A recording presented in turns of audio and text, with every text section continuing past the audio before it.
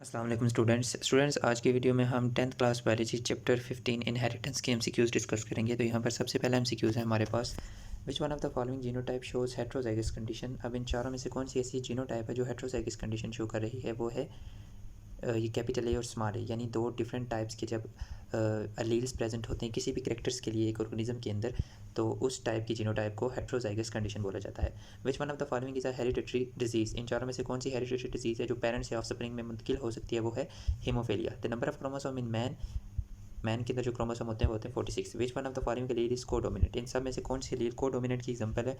उसमें ये option C है, यानी ए और बी एलील्स।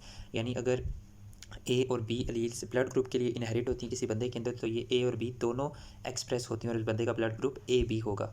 नेक्स्ट हम चलते हैं एमसीक्यूज नंबर 5 की तरफ। The breeding of the domesticated plants and animals refers to artificial selection. Option B, Mendel studied hereditary in. Mendel ने किस प्लांट के अंदर हेरिडिटरी कैरेक्टर्स को स्टडी किया था? पी प्लांट के अंदर।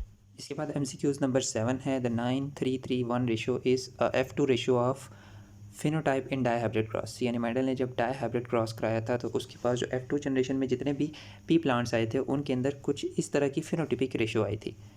नेक्स्ट हम चलते हैं एमसीक्यूज नंबर 8 की तरफ। 8वां एमसीक्यूज है, a child has a blood group O. यानी एक बच्चा है जिसका ब्लड ग्रुप ओ है और उसके फादर का ब्लड ग्रुप बी है।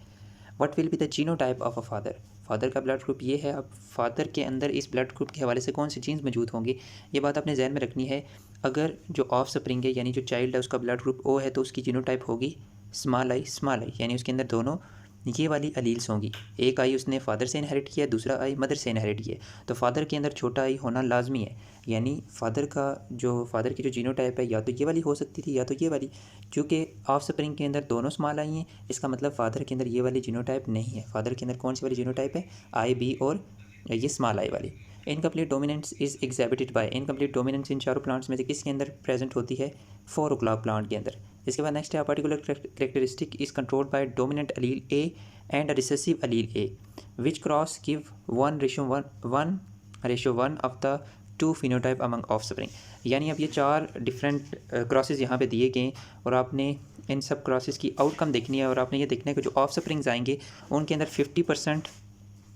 50% जो होंगे उनके अंदर ए वाला करेक्टर अपीयर होगा और 50% के अंदर स्मॉल ए वाला करेक्टर अपीयर होगा। कौन सा क्रॉस जब हम कराएंगे, तो आप जब ये डी वाला क्रॉस जब आप कराएंगे तो आपके पास जो ऑफ स्प्रिंग्स आएंगे उनमें से कुछ ऑफ स्प्रिंग होंगे 50% ऑफ स्प्रिंग की जीनोटाइप ये वाली होगी और 50% ऑफ स्प्रिंग की जो जीनोटाइप है वो ये वाली होगी।